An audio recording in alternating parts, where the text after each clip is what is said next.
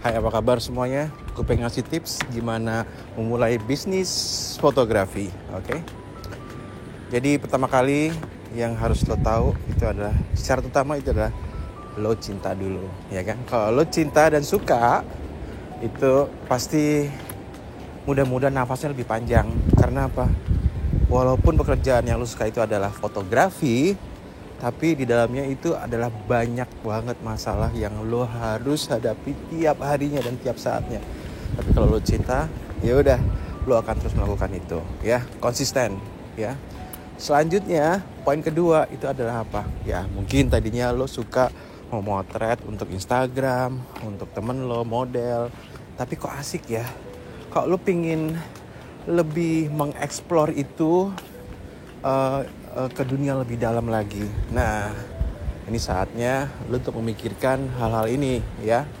Satu, lo harus perhatikan, lo harus lihat lagi mana yang benar-benar lo suka. Lo spesifikin lagi, ya. Apakah lo motret model sukanya, atau motret landscape, atau motret food, atau motret still life, ya. Lo harus tahu itu. Nah, setelah itu cari kekuatan lo di mana dan juga kelemahan lo, ya. Bukan hanya kekuatan yang lo harus lihat, tapi juga bagaimana kelemahan lo. Karena kelemahan ini yang lo harus perbaiki dan pelajari. Setelah itu, kumpulkan dan kurasi foto-foto lo itu yang lo sudah spesifikin.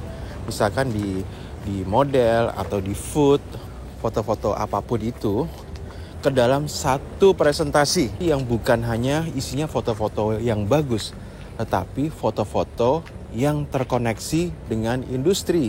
Di dalam setiap foto itu pasti mempunyai nilai-nilainya sendiri. Nah, dulu pertama kali gue ditanyain kayak gini, foto yang berbau komersil ada apa enggak? Nah, di situ gue bingung. Nah, foto yang memiliki mood komersial tuh gimana sih? Gue dulu butuh waktu cukup lama untuk menerjemahkan ini. Bagaimana kamu tahu bahwa fotomu itu memiliki nilai komersil yang tinggi atau memiliki sifat foto iklan yang tinggi? Ya mungkin saya nggak bisa menjelaskan secara gamblang ya. Kenapa? Karena dulu mungkin ada sebuah anggapan bahwa foto iklan biasanya adalah foto-foto yang sifatnya terang atau jelas atau tajam. Tapi sekarang ya banyak sekali cara orang untuk berkomunikasi lewat visual-visualnya. Tapi yang jelas foto yang memiliki nilai komersil yang tinggi atau sifat-sifat foto iklan itu biasanya foto tersebut mempunyai sifat ingin mengkomunikasikan sebuah produk tertentu. Contohnya ada sebuah gambaran foto wajah wanita dengan kulit yang berseri, cerah dan terlihat sehat. Di sini asumsinya adalah produk yang bisa dikaitkan dengan foto tersebut itu adalah produk kecantikan wanita, misalkan lotion, bedak, atau makeup wanita tertentu. Nah, contohnya seperti itu. Nah, tadi gue bilang bahwa foto-foto yang ditaruh di dalam presentasi foto lo itu bukan hanya foto-foto bagus, tetapi lo harus tahu lo ingin mengkomunikasikan apa sih. Ini harus jelas dan tajam. Nah, bukan hanya foto-foto yang lo tampilkan, tetapi juga penjelasan tentang apa yang lo kerjakan, tentang prolog diri lo, tentang penjelasan foto-foto yang ada itu untuk apa, misalkan permasalahan-permasalahan apa yang lo dapat di situ, dan juga bagaimana cara lo menemukan solusi untuk permasalahan-permasalahan di dalam project foto lo itu, ya. Dan juga menurut gua itu penting juga untuk klien, agar klien tahu bagaimana lo menghandle project-project tersebut. Nggak usah secara belibet banget, tapi kayak simpel aja gitu. Akhirnya aja, maksudnya kayak konklusinya aja, ya. Nah, dari situ ada sebuah pertanyaan. Mas, apakah gue boleh menampilkan foto-foto lain yang random? Nah, selama lo bisa mengaitkan itu ke dalam hal yang lo suka, misalkan gini loh, misalkan lo spesialisasinya di manusia, bukan berarti lo nggak boleh memasang foto-foto lain selain foto manusia, bukan kayak gitu. Portfolio kan macam-macam ya, ada portfolio untuk mengenalkan diri, ada portfolio untuk requirement untuk kerjaan gitu ya. Nah, ini ceritanya Mas Anton Cacing ini bikin portfolio untuk merepresentasikan dirinya. Kalau menurutku ini sangat lompat-lompat ya gitu. Kayak segala macam ada. sebenarnya bukan masalah segala macamnya ada. Kalau menurutku itu bagaimana kita nyusunnya ini jadi tercerna secara visual aja sih gitu. Soalnya ini kalau menurutku personal ya. Kadang aku beberapa kali gitu ya, ada teman yang melihat yang datang ke sini terus ngasih lihat portfolionya gitu. Tapi kayaknya sekarang semua orang bisa motret nggak sih? Semua orang bisa operate Photoshop kayak gitu kan.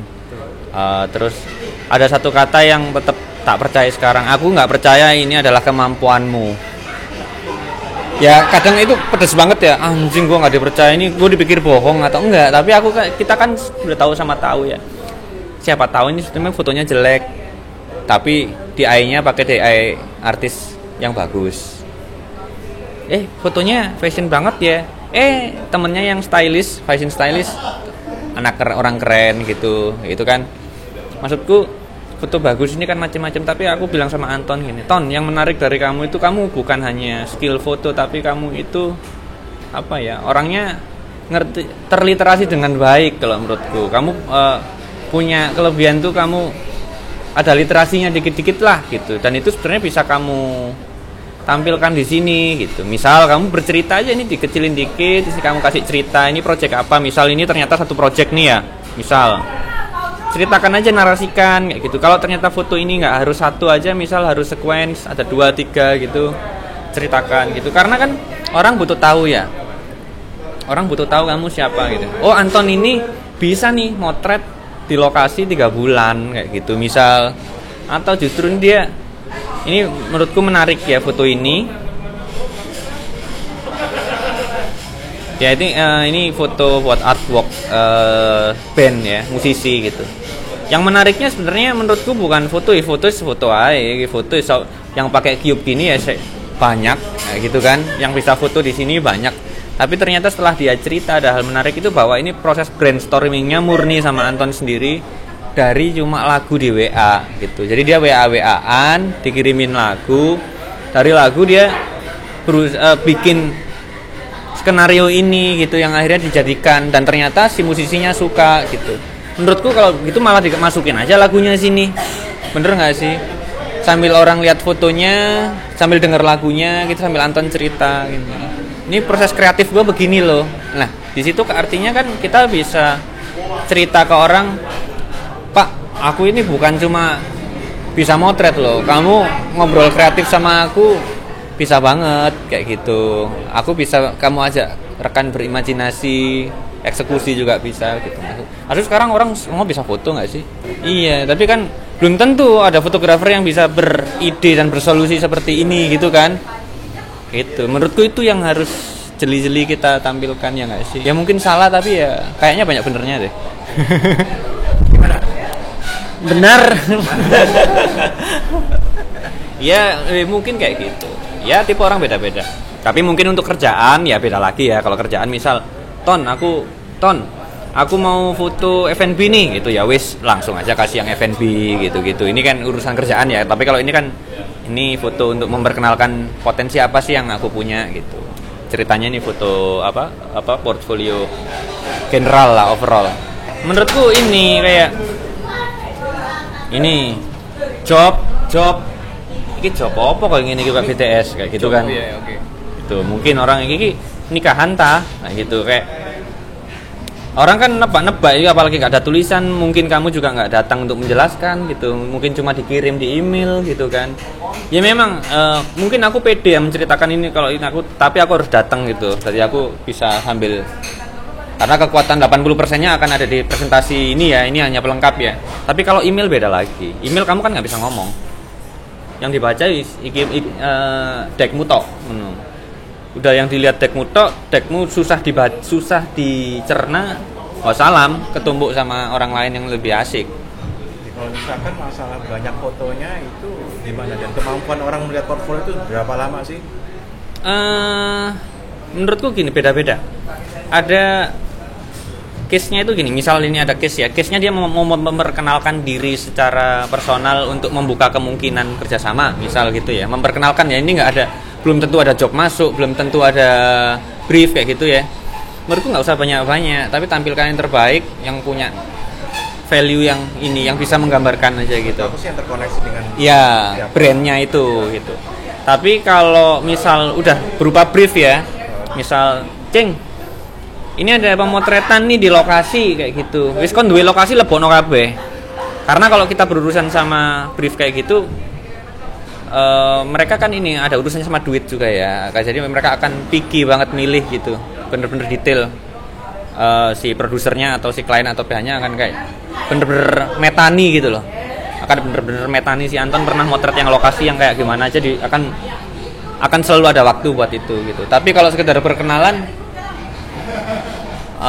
nggak bisa banyak-banyak gitu. Ya logikanya gini, kamu kalau nggak menarik terus tiba-tiba duduk di sebelah cewek, yo males saya kan yo, gitu kan. Maksudnya kalau nggak menarik kan orang kan opposite gitu kan. Tapi kalau kamu sudah ada ini, tapi kalau kamu sudah ada urusan, ada kepentingan gitu kan akan beda lagi ya. Kalau sudah ada kepentingan kan mau ini ya pasti didengerin gitu. Menurutku ya. Seorang fotografer bukan hanya dituntut untuk bisa memotret dengan baik, tetapi juga bagaimana dia bisa dia bisa mengerti tentang perspektif, kebudayaan, tren, permasalahan secara menyeluruh ya. Yang dulunya fotografi itu cuma pembagiannya cuman ya mungkin ada beberapa, tapi sekarang fotografi sudah menjadi konsumsi umum. Sehingga itu kayak hampir semua lini bisnis, semua bidang itu bisa diangkat. Fotografi itu kayak macam-macam, ada di corporate, ke pabrik, motret BOD, portraiture, model, beauty, kemudian still life, kemudian motret apa lagi ya? Motret anjing, ya nggak?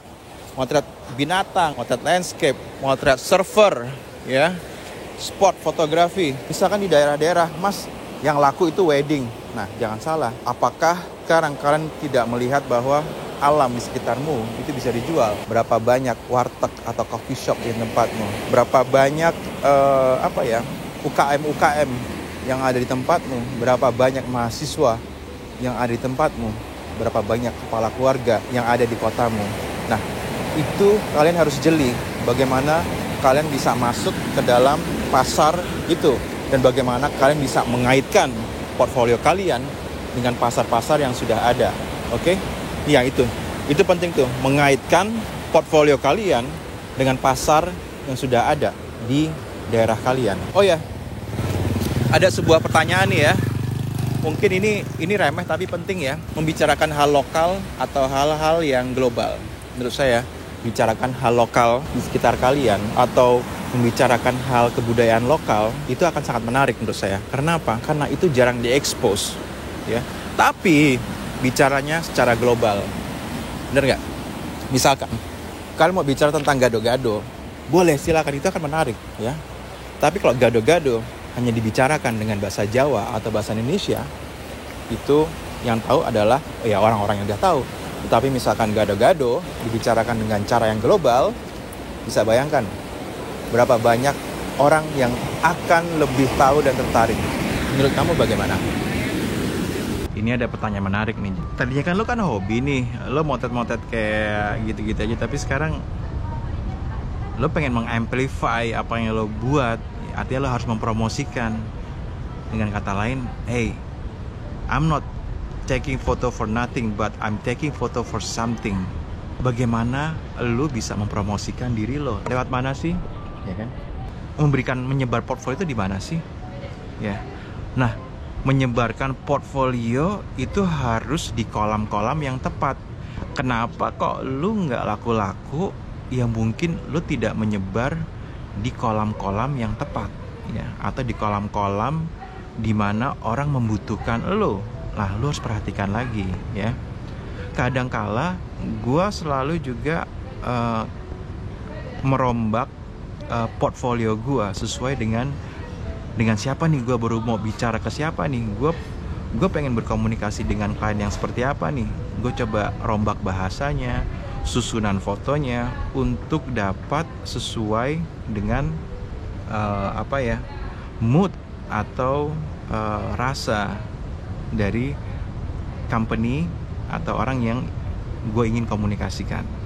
Contohnya, ya misalkan tadinya lo memakai latar belakang yang cukup rame grafis sana sini untuk memikat anak-anak muda. Nah, tetapi sekarang lo ingin berkomunikasi dengan corporate, misalkan orang yang lebih resmi, ya kan? Orang yang lebih resmi. Nah, lo coba harus memikirkan format dari portfolio lo lagi, bener nggak sih? Jadi agar lebih formal lagi, ya. Tapi untuk membaca itu lo juga harus cukup berhati-hati ya. Kadang orang-orang yang formal itu juga cukup mempunyai jiwa yang santai, yang casual, yang asik juga mungkin juga, ya kan? Tapi kalau yang gue tekankan di sini adalah bagaimana lo berkomunikasi.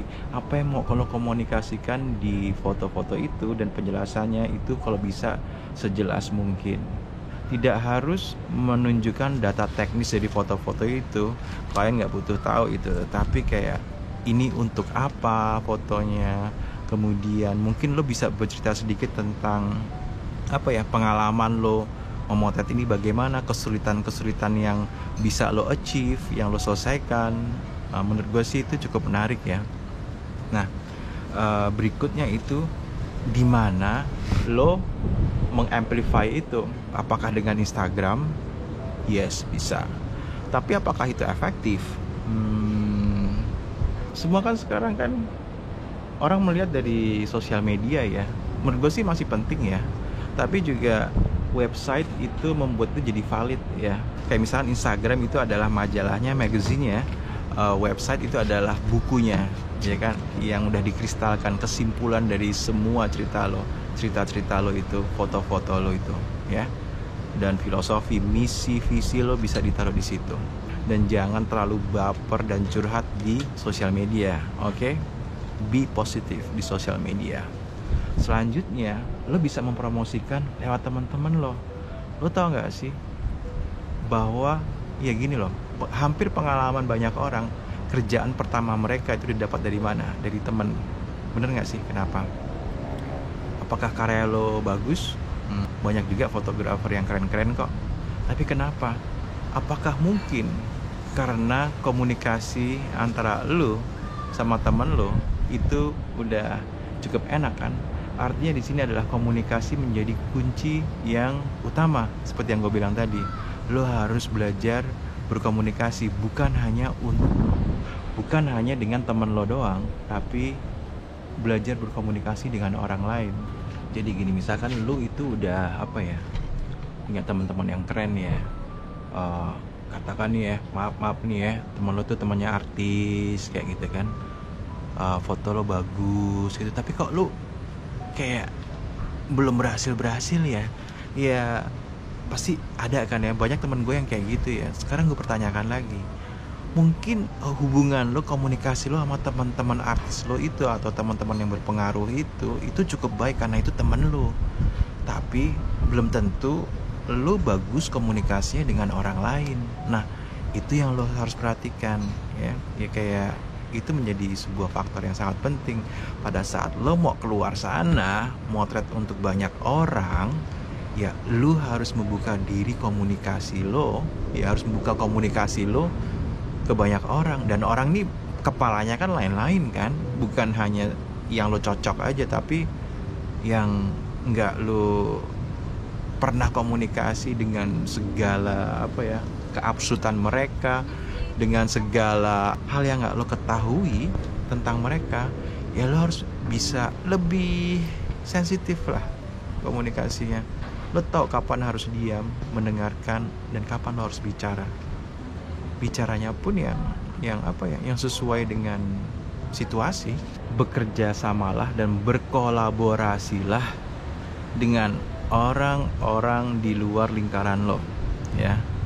Coba marketing itu bukan hanya menyodorkan nih portfolio saya, apakah mau pakai Pak, Bu, bagaimana, enggak. Tapi berkolaborasilah dengan teman-teman di luar sana. Misalkan berkolaborasi dengan merek sepatu tertentu untuk membuatkan fotonya, berkolaborasi dengan teman-teman dari dunia lain yang juga mempunyai pengaruh ya. Berkolaborasilah tapi dengan dengan apa teman-teman yang sudah mempunyai pengaruh. Contohnya begini, contohnya gue sering mengajak kerjasama dengan brand-brand tertentu for free, ya. Itu yang kita sebut pro bono. Nah, di situ lo bisa belajar untuk mengerti bagaimana pola pikir klien. Lo bisa mengerti bagaimana pola komunikasinya. Lo bisa belajar tentang teamwork, kerjasama, dan hal-hal yang nggak lo ketahui sebelumnya, ya. Jadi buatlah kolaborasi, tawarkan kolaborasi itu untuk apa? Ya, satu itu tadi untuk menyamakan frekuensi, dan selanjutnya untuk experience lo untuk belajar secara teknis fotografi lagi, ya. Teknis mungkin ya untuk lo yang baru mulai itu akan yang agak sulit, makanya lo harus banyakin belajar teknis, dan juga yang terlebih lagi itu adalah komunikasi. Gue ulang-ulangin terus komunikasi lo itu, ya. Nah, di sini bukan hanya intinya bukan lo katakan motret artis temen lo, bukan kayak gitu, tapi don't get me wrong. Misalkan kalau lo melihat Instagram di luar sana, yang fotografer memasang wajah artis di Instagramnya, belum tentu dia mempunyai skill komunikasi yang baik, atau mempunyai skill fotografi yang baik, atau kemampuan untuk menyelesaikan masalah klien dengan baik. Belum tentu, ya. Tetapi hal ini misalkan untuk mengamplify suara lo itu bisa. Tapi selanjutnya apa? Lo harus mempertanggungjawabkan sikap-sikap lo ini, ya. Lo harus mempertanggungjawabkan, ya. Karena apa? Yang utama ini adalah lo harus memikirkan berkelanjutannya bagaimana. Lo harus belajar berkomunikasi dengan baik, ya. Menerima persepsi dari mana-mana, ya kan? Nah, misalnya kita nggak punya teman, itu bagaimana nggak punya teman yang keren, nggak punya nggak tahu channel atau network. Nah, ya lo carilah. Bukan hanya motret artis doang yang bisa membuat orang itu keren. Enggak kok, gue nggak percaya lo udah motret artis lo langsung keren gitu, kagak kayak gitu kan. Tapi sekarang lo bisa berkolaborasi dari lingkaran kecil lo dulu, bisa gitu loh, bisa kok. Maksudnya kayak masa nggak punya teman sih? Kalau lo nggak punya teman sama sekali, ya ke laut aja lo. Fotografer yang berhasil itu gue percaya bahwa bukan hanya motret bagus kok. Banyak teman-teman gue yang fotonya kayak tai juga, tapi motretnya tiap saat kok. Karena apa? Dia punya banyak temen, dia nongkrong di mana-mana, dia orangnya asik gitu loh. Dia orangnya nggak sering bohongin elu, nggak ngadalin elu, orangnya jujur, bertanggung jawab. Semua orang menerima. Jadi jadilah orang baik ketimbangan orang keren. Jadi itu sih modal utama, jadi orang baik dulu daripada lu mau mikirin keren dulu. Orang baik selalu keren, tapi orang keren belum tentu baik. Nah, portfolio ini yang bisa cepat menarik perhatian orang itu adalah portfolio yang mengikuti tren saat ini, ya. Itu penting banget, ya, bahwa fotografi itu sangat driven by the trend. Kalau misalkan gini deh, gimana taunya tren, Mas? Ya, nah artinya apa? Sebagai seorang fotografer, lu harus tahu tentang tren juga, bukan hanya teknis juga. Ini yang hampir lupa gue omongin, bahwa kayak lu tahu, contohnya, ini lagu terbaru pop Indonesia apa ya? Oh, ini vlogger yang paling keren nih siapa ya? Oh, ini sepatu Nike Jordan sekarang itu yang tipenya apa ya? Terus what's happening di berita tuh, ada apa ya sekarang, keadaannya gimana ya? Oh, di luar sana seperti apa ya keadaannya? Ya, ini masalah sosial budaya yang lo harus pelajari dan terbuka juga. Ini sangat penting, bro, ya. Karena apa? Kalau lo mengenal tren, lo tahu berita, lo tahu dunia, lo akan mendapatkan perspektif yang lengkap, ya. Dan fotografi itu adalah tentang pola pikir lo. Fotografi itu selalu merefleksikan pola pikir lo. Fotografi selalu merefleksikan cara pandang lo. Nah, cara pandang lo itu seperti apa? cara pandang lo tuh cepat atau cara pandang lo tuh luas. Terus kalau ada yang bertanya tentang permasalahan harga, bagaimana permasalahan harga ya? Mas, gue ngasih harganya berapa? Berapa gue harus menghargai diri gue? Wah, itu adalah hal yang tersulit even untuk gue ya. Nah, pertama kali gue nggak tahu di daerah kalian standarnya itu berapa, tapi bolehlah tanya-tanya ya. Tetapi apakah harga ini menjadi patokan? Enggak juga ya. Setiap fotografer memiliki treatment atau perlakuan masing-masing bagaimana dia memproduksi visualnya atau fotonya, dan hasilnya itu dipengaruhi juga dengan apa yang akan dia lakukan, treatment khusus yang dia lakukan untuk menghasilkan foto itu. Jadi nggak bisa disamakan. Tapi kalau gue boleh suggest, ini yang mutlak itu adalah bagilah harga kalian menjadi dua. Bagian pertama itu adalah professional fee, yang artinya itu adalah fee atau biaya jasa lo, harga jasa lo sebagai seorang fotografer. Dan bagian yang kedua itu adalah production fee, bagian di mana klien harus membayar biaya produksi yang ada gitu ya. Nah, dengan adanya dua bagian besar tersebut, lo bisa lebih gampang untuk menentukan harga lo. Misalkan harga produksi 2 perak dan harga jasa lo 1 perak misalkan. Jadi untuk secara total itu adalah 3 perak. Nah, pada saat klien menawar itu ya nawar apa ini? Nawar fee lo sebagai seorang fotografer atau nawar produksi. Tapi ada hal-hal di mana produksi itu tidak bisa ditawar. Seperti katakan bensin. Apakah bensin bisa ditawar harga bensin? Nggak bisa kan?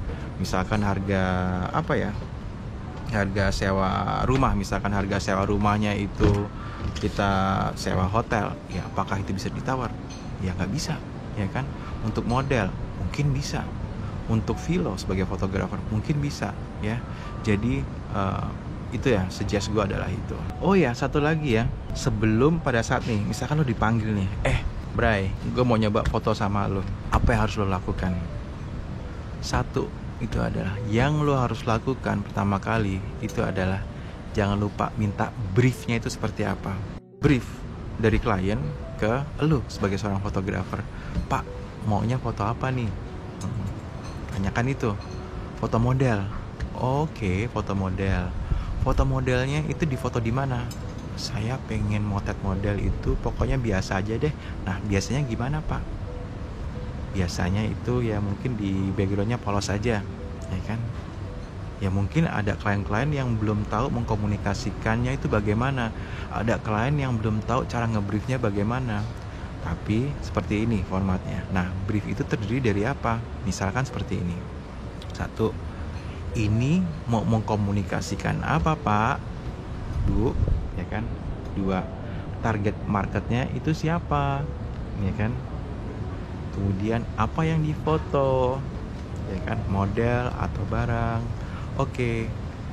Kemudian ini untuk ditayangkan di mana? Sosial media, di billboard, di majalah, kayak gitu kan. Akhirnya kalian bisa mengira-ira nih kira-kira kebutuhannya apa. Nah, mau ada gambarannya nggak, Bu, atau coretannya mau kayak gimana? Oh, saya ada contohnya sih. Oh iya, boleh. Coba lihat contohnya. Oke. Berapa lama tayangnya? Kok perlu ditanyain berapa lama tayangnya? Ya, mungkin untuk beberapa hal tertentu itu dibutuhkan untuk apa ya? Misalkan model itu kan kontrak-kontrakan. Oh, ini berapa lama nih muka gue dipajang? Untuk setahun. Oke, artinya kontraknya setahun kayak gitu loh. Tapi ada juga yang beli putus, ya kan? Pokoknya selama perusahaan itu ada silahkan dipakai. Nah, lo silahkan tuh berkomunikasi dengan klien, minta briefnya apa, dan tentukan harga lo. Setelah menerima brief secara lengkap dan jelas, setelah lo menanyakan semua hal, yang lo lakukan apa? Setelah itu adalah lo merespon balik brief itu, ya. Brief itu direspon balik dengan sebuah photographer's treatment. Nah, photographer's treatment itu adalah respon balik dari brief ini. Apa yang akan lo lakukan untuk melakukan proses-proses produksi foto ini, sehingga lo menjelaskan di dalam presentasi lo ini, Bu, Pak, untuk brief yang Bapak kasih itu saya cara penanganannya akan seperti ini, bla bla bla bla bla bla, ya. Lo jelaskan apa yang akan lo lakukan, bagaimana, di mana, contoh tempatnya ada apa enggak, kemudian pakainya seperti apa modelnya. Misalkan pasti belum bisa beli kan, coba cari di Google, contohnya seperti ini Pak, lokasinya contohnya seperti ini, kemudian modelnya siapa, kemudian makeup artisnya siapa, lo jabarin semua di dalam situ ya. Ini briefly dulu ya, gua ngasih taunya ya. Jadi lo jelaskan, setelah itu oke, setuju, dan kemudian lo kasih harga yang tadi gua bilang itu ya. Dan akhirnya production time. Semoga kalian sukses dan bisa memotret dengan baik dan mengkomunikasikan gambar lo dengan baik pula.